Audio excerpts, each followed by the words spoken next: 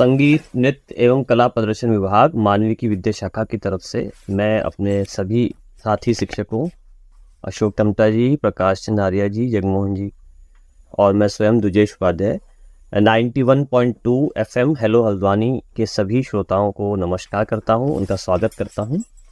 आज हम पुनः उपस्थित हैं संगीत की कुछ सूचनाओं के साथ और मुख्यतः भारतीय शास्त्रीय संगीत के विषय में हम बात कर रहे हैं। आज का जो हमने विषय लिया है संगीत के अंतर्गत वो है भारतीय शास्त्रीय संगीत के जो संगीत वाद्य हैं उनको लेकर हम आपस में चर्चा करेंगे और बहुत सी सूचनाएं जो हमारे विद्यार्थी भी इसको सुन रहे होंगे वे समझेंगे भारतीय संगीत वाद्यों के बारे में।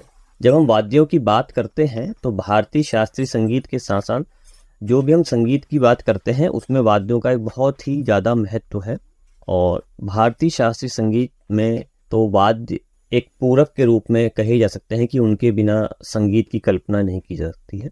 जबकि जब हम बात करते हैं भारतीय परंपराओं के अनुसार और भारतीय संस्कृति की सांस्कृतिक धरोहरों की बात करते हैं और जो हम कुछ गाथाएं हैं, कुछ भी हम इस तरीके से भारतीय परंपरा को लेकर हम चलते हैं तो हम उसमें देखते हैं कि वाद्यों का एक बहुत महत्व भी है, बहुत योगदान भी रहा है।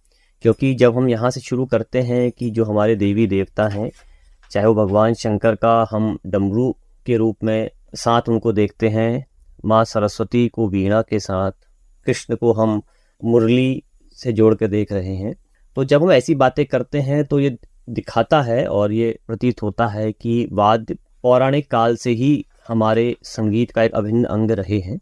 और वाद्यों की उत्पत्ति के विषय में जब हम बात करते हैं तो उसमें ये एक इम्पॉर्टेंट चीज़ है कि जो मानव है वो जब तक अपने ध्वनि के माध्यम से जो भी संगीत वो पैदा कर रहा था उसकी कुछ सीमाएं हैं उसके गले की, और जब उन सीमाओं से उसको आगे जाने की बात लगी होगी कि इससे आगे बढ़ना चाहिए तो कुछ उसने सोचा होगा कि कुछ चीज़ें ऐसी बनाई जाएं जो हमारी जो ध्वनि है उसको बहुत दूर तक ले जाया जा सके, कि जहाँ तक हमारी जो ध्वनि है गले की जो आवाज़ है वो बहुत दूर तक नहीं जा पा रही, तो उससे आगे के लिए वो वाद्यों की निर्माण की बात, उसकी उत्पत्ति की बात आई होगी। और जब ये विचार आया होगा तो ये वाद्यों की उत्पत्ति और उससे संबंधित विभिन्न पहलुओं पर चीज़ें बनी होंगी और वाद्य बने होंगे, वाद्य निर्मित हुए होंगे।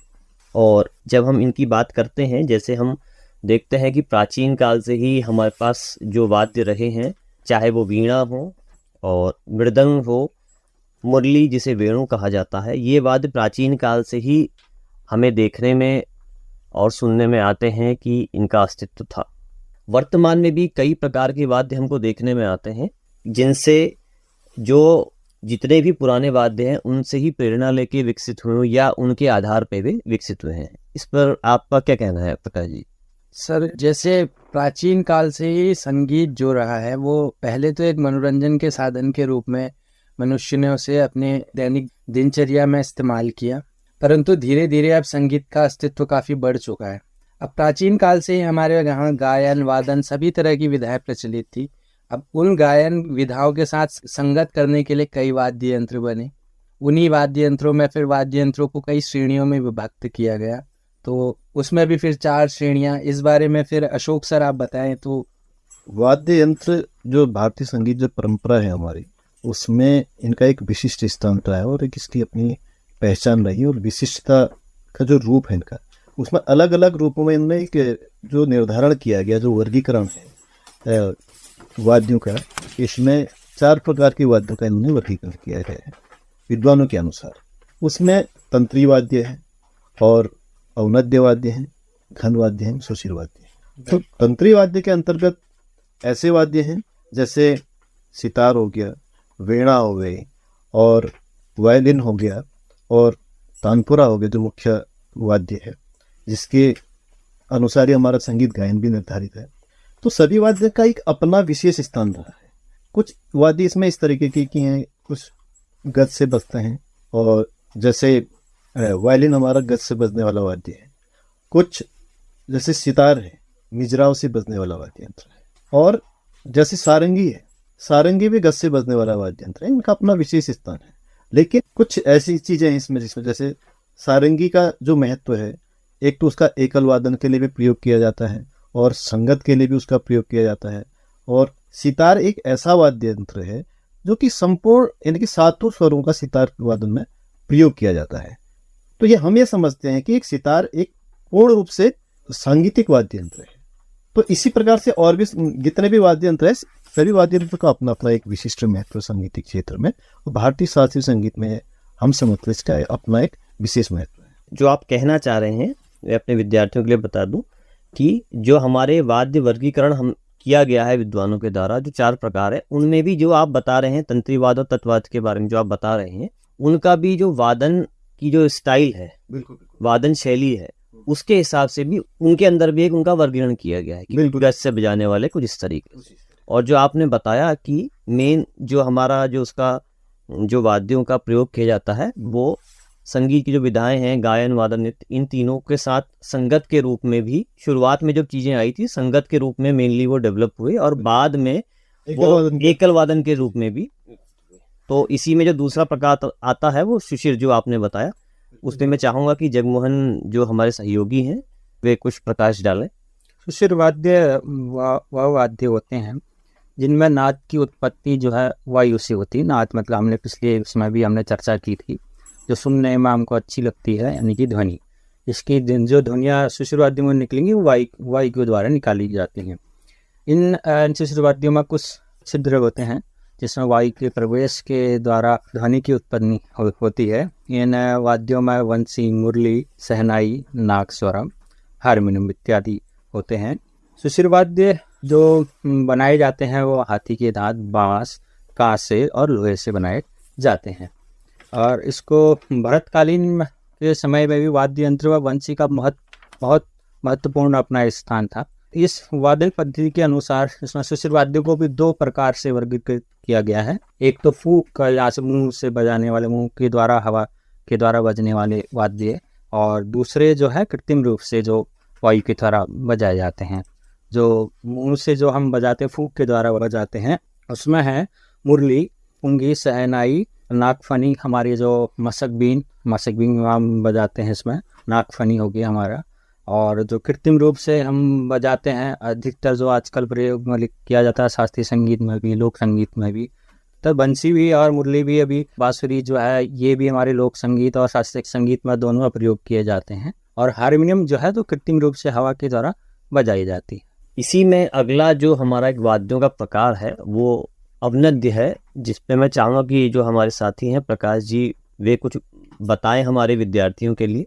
अवनद्य वाद्य को एक प्रकार से हम ताल वाद्य के रूप में भी देख सकते हैं। अवनद्य का अर्थ है कि जो चारों ओर से घिरा हुआ हो, या जो मुख्यतः किसी पशु की चमड़ी के द्वारा मढ़कर जिसका निर्माण किया गया हो, उन्हें हम अवनद्य वाद्य कहते हैं। प्राचीन काल से ही या वैदिक काल से ही कई अवनद्य वाद्य हमारे सामने देखने को मिलते थे, उस काल से ही, जिसमें भूमि दुंदुभी और दुंदुभी विशेष रूप से प्रचलित थे। इसी के अगले चरण में फिर त्रिपुष्कर वाद्य का निर्माण हुआ, जिसका निर्माण स्वाति ऋषि ने किया था। उन्होंने कमल पत्र पर जब पानी की बूंदें गिर रही थी तो उस चीज को आधार बनाकर दुंदुभी वाद्य से त्रिपुष्कर वाद्य का निर्माण किया था, जिसके 3 भाग थे, आंकिक, ऊर्ध्वक और आलिंग। इसके पश्चात फिर आगे मृदंग, मूरज, ढोलक, नाल, तबला आदि इस प्रकार के अवनद्य वाद्यों का निर्माण हुआ। इन वाद्यों का मुख्यतः प्रयोग जो है लय ताल देने हेतु किया जाता है। अवनद्य वाद्यों को 2 श्रेणियों में विभक्त किया गया है। इसमें एक मुखी वाद्य और 2 मुखी वाद्यों में इसको विभक्त किया गया है। एक मुखी वाद्य के अंतर्गत दुंदुभी, डफ, डपली, नगाड़ा आदि वाद्य आते हैं, तथा द्विमुखी वाद्य के अंतर्गत मूरज, मृदंग, पखावज, ढोलक आदि वाद्य आते हैं। बहुत ही सुंदर जानकारी है अवनद्य वाद्यों को लेकर हमारे विद्यार्थियों के लिए। और जो अंतिम इसमें चौथा जो वर्गीकरण किया गया है वो घन वाद्य को लेकर किया गया है। घन वाद्य मुख्यतः ऐसे वाद्य होते हैं जिनमें आघात के द्वारा ध्वनि उत्पन्न की जाती है, और वो आघात या तो लकड़ी के माध्यम से या कोई वस्तु जिसे हम मेटल कहते हैं उसके माध्यम से जब ध्वनि उत्पन्न की जाती है तो वो घन वाद्य के श्रेणी में आते हैं, ऐसे जितने भी वाद्य होते हैं। अब जैसे हमने पहले भी बताया कि जब हम उनकी वादन विधियां हैं, वाद्यों के घन वाद्य जितने भी हैं, उनकी वादन विधियों के आधार पर वो 3 प्रकार से फिर वर्गीकृत किए गए हैं। एक उसमें से प्रमुख है आपका जो दो एक ही प्रकार की वस्तुएं हैं, उनको आपस में आघात करके जो जिसमें ध्वनि उत्पन्न होती है, जैसे झांझ होती है, मजीरा होता है, ऐसे वाद्य उन श्रेणी में आते हैं। और जब दूसरी श्रेणी होती है वो उसमें किसी लकड़ी या किसी धातु की हथौड़ी, उसके माध्यम से हम किसी वस्तु में आघात करके ध्वनि उत्पन्न करते हैं। उसमें मेनली जैसे हम जल तरंग आजकल देखते हैं कि जल तरंग इसके अंतर्गत घनवाद्यों के ऐसी श्रेणी के अंतर्गत आता है। तीसरा एक आता है आपका, जैसे हम बच्चों के लिए देखते हैं वो झुंझुना, या आज हम बहुत सी चीज़ें देख रहे हैं कि वो झुंझुने के रूप में ही अलग अलग हमको उसको प्रकार देखने को मिल रहा है। तो उसमें कोई एक खोखला प्रकार होता है जिसमें कुछ कंकड़ इत्यादि अलग अलग वस्तुओं के बनाकर डाले जाते हैं और हाथ से ऐसे हिलाया जाता है जिससे आवाज़ आती है। और मेनली जो हमारे वाद्य हैं, हम सभी जो 4 वाद्य हमने बताए अभी, उनमें से जो तत्वाद्य हैं और जो सुशिर वाद्य हैं मेनली स्वर प्रधान है, और जो हमारे अवनद्य वाद्य हैं और जो घन वाद्य हैं वो लय प्रधान माने जाते हैं। और एक बहुत ही जो हम वाद्यों के प्रकारों की बात कर रहे हैं, तो कुछ विद्वानों ने इनको 3 श्रेणियों में विभक्त किया है, कुछों ने 4 में और कुछों ने 5 में।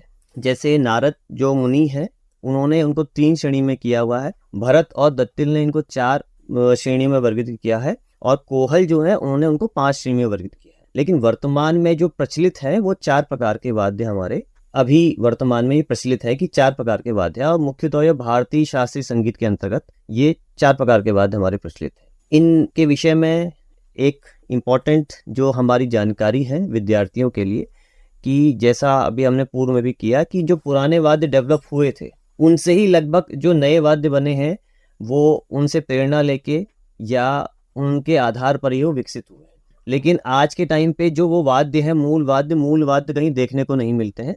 जैसे जो पहले हम त्रिपुष्कर की बात कर रहे हैं प्रकाश जी, वो अब आज के टाइम पे जो उसके जो परिष्कृत रूप हम कह रहे हैं कि चाहे पखावज है जो उससे बना हुआ है, या हम तबले को ले रहे हैं वर्तमान में, जैसे हम ताल और लय प्रधान जो वाद्य हैं उनमें पखावज और तबले का विशेष स्थान है। और तबला तो मुख्यतः ऐसा वाद्य है कि अब वो जो भारतीय शास्त्रीय संगीत के अंतर्गत, चाहे शास्त्रीय संगीत हो, उपशास्त्रीय संगीत हो, लोक संगीत हो, सुगम संगीत, उसमें सभी में उसका प्रयोग किया जा रहा है। इसी प्रकार से मैं चाहूँगा कि जो हमारे जगमोहन जी हैं और अशोक जी हैं वो बताएं कि वर्तमान में कुछ ऐसे प्रचलित हमारे जो वाद्य हैं, जैसे हमने अभी तबले पर चर्चा करी है लय प्रधान वाद्यों को लेकर, वर्तमान में ऐसे कौन से वाद्य हैं जो पुराने वाद्यों से परिष्कृत रूप में आज हमें दिख रहे हैं, लेकिन पुराने वाद्य तो अब नहीं है, वर्तमान में जो वाद्य हमारे चल रहे हैं उन पे जरा आप हमारे विद्यार्थियों के लिए कुछ सूचनाएं। देखिए, प्राचीन समय का जो संगीत रहा है हमारा परंपराओं पर आधारित संगीत है, जिसे हम घराना परंपरा भी कहते हैं। और उस समय का जो संगीत था वो पूर्ण रूप से एक सीखने की जो कला होती है, जिसे गुरु शिष्य परंपरा के नाम से भी हम जानते हैं और गुरुकुल संगीत के नाम से भी हम उसको जानते हैं। तो उस समय का जो संगीत था बिल्कुल एक पूर्ण रूप से व्यक्ति उसको तराशता था, उसकी एक सराहना होती थी और एक लगन के साथ पूर्ण रूप से संगीत के प्रति व्यक्ति समर्पित रहता था। वर्तमान का जो दौर है संगीत का, इसमें क्या नए नए इलेक्ट्रॉनिक वाद्य यंत्रों का भी प्रयोग हो रहा है, और पहले एकल वादन और गायन के साथ वाद्यों का जो प्रयोग होता था संगत के रूप में वैसे किया जाता था। वर्तमान दौर में क्या है कि शास्त्रीय संगीत के साथ साथ उपशास्त्रीय संगीत में भी इस चीज का प्रयोग होता है, वाद्यों का प्रयोग होता है, और लोक संगीत में भी, फिल्म संगीत में भी वाद्यों का प्रयोग होता है। जैसे भजन अगर गाते हैं तो भजन में सितार का प्रयोग होता है और उसमें तबले का भी प्रयोग होता है, और कहीं कहीं पे कुछ ऐसा संगीत तो वहाँ पे पखाउज का भी प्रयोग होता है। और बाकी जो वाद्य यंत्र हैं इलेक्ट्रॉनिक माध्यम से आजकल जैसे कीबोर्ड बन गया, कीबोर्ड एक ऐसा वाद्य यंत्र है उसमें सभी वाद्य यंत्रों की धुनें उसमें बजती हैं, जो कि तरह तरह का म्यूजिक उसमें पूरे समाज को देखने और सुनने को मिलता है। और आज के दौर में संगीत में इतने परिवर्तन हो चुके हैं कि व्यक्ति संगीत के लिए नई नई चीज़ों को ईजाद कर पा रहा है, और नए नए धुनों को उसमें उत्पन्न किया जाता है, और नए नए स्वरों का जो प्रयोग होता है, नया नया संगीत उत्पन्न होता है, उससे कई चीज़ें देखने और सुनने को मिल रही हैं। शास्त्रीय संगीत में कुछ ऐसे बदलाव किए गए हैं, जैसे कोई फिल्म संगीत है उसमें संगीत की जो स्वर लहरियाँ हैं जिनको हम तान के माध्यम से, स्वर आलाप के माध्यम से और तरह तरह के स्वरों के माध्यम से उसमें नई चीज़ें क्रिएट करके नई नई चीज़ें उसमें उत्पन्न की जाती हैं। वैसे ही धुनों का भी है, जैसे हम बांसुरी का प्रयोग हम फिल्म संगीत में कर रहे हैं, बांसुरी का प्रयोग हम भजन में करते हैं। अधिकतर बांसुरी वैसे भजनों में ज़्यादा सुनने को मिलता है, एकल वादन तो पहले से चलता ही था, वर्तमान दौर में जो फोक संगीत है अलग अलग प्रदेशों का, अलग अलग राज्यों का, और पूरे भारत में इतने 28 प्रदेश जो हैं, वहाँ का जो अपना एक संगीत है उसमें भी हमें बांसुरी की अलग धुनें देखने और सुनने को मिलते हैं, और तरह तरह के जो म्यूजिकल इंस्ट्रूमेंट, इलेक्ट्रॉनिक उपकरण जो बनाए गए हैं उनका भी एक अलग संगीत है। और एक बात यह भी है कि वर्तमान संगीत का जो दौर चल रहा है लोक संगीत के क्षेत्र में, लोक संगीत का जो क्षेत्र की प्राचीन जो परंपराएं थी लोक संगीत की, उसमें सिर्फ कुछ ही वाद्य यंत्र हुआ करते थे। वर्तमान दौर में जब से इलेक्ट्रॉनिक वाद्य यंत्र का प्रयोग हुआ तो सभी प्रदेशों के लोक संगीत में एक अलग सा म्यूजिक देखने को मिल रहा है, एक अलग सा संगीत सुनने को मिल रहा है, तो उसमें काफी वृद्धि हुई है। तो हम ये समझते हैं कि जो नया दौर है एक इलेक्ट्रॉनिक उपकरणों के माध्यम से, उनमें गायन का प्रयोग हो रहा है, उनमें वादन का प्रयोग हो रहा है, तरह तरह स्वर वाद्यों का उसमें प्रयोग देखने को मिल रहा है। लेकिन अगर व्यक्तिगत तौर से हम देखें, जैसे तबला वादन है, सितार वादन है, या बांसुरी वादन है, या वीणा वादन है, ये अपने आप में व्यक्तिगत संगीत जिसे हम कहते हैं कि व्यक्तिगत रूप से जिस व्यक्ति ने पूर्ण अपना योगदान दिया है, उसे समर्पित भाव से उसको सीखा है, वो एक अपना पूरा संगीत, मन का संगीत है।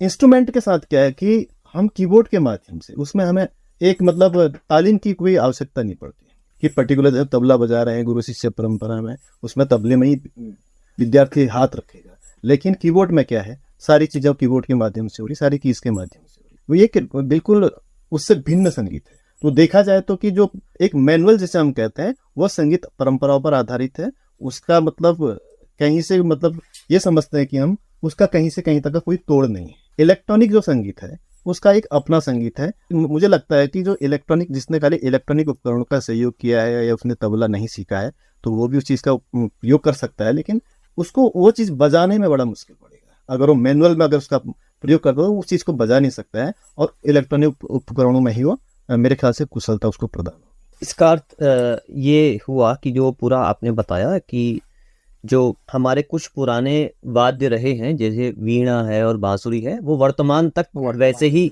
चल रहे हैं, लेकिन कुछ वाद्य इस रूप में आ गए हैं जैसे जो आप बता रहे हैं कि इलेक्ट्रॉनिक जो हमारे साथ जो वाद्य जुड़ चुके हैं तो उनमें ये चीज़ें हो रही हैं। देखने को आ रहा है कि जो जैसे आपने कीबोर्ड बताया कि उसमें सारे ही वाद्यों की ध्वनियों को हम एक करके उसमें किसी भी वाद्य की ध्वनि निकाल रहे हैं, तो वो एक अलग संगीत के रूप में आ रहा है।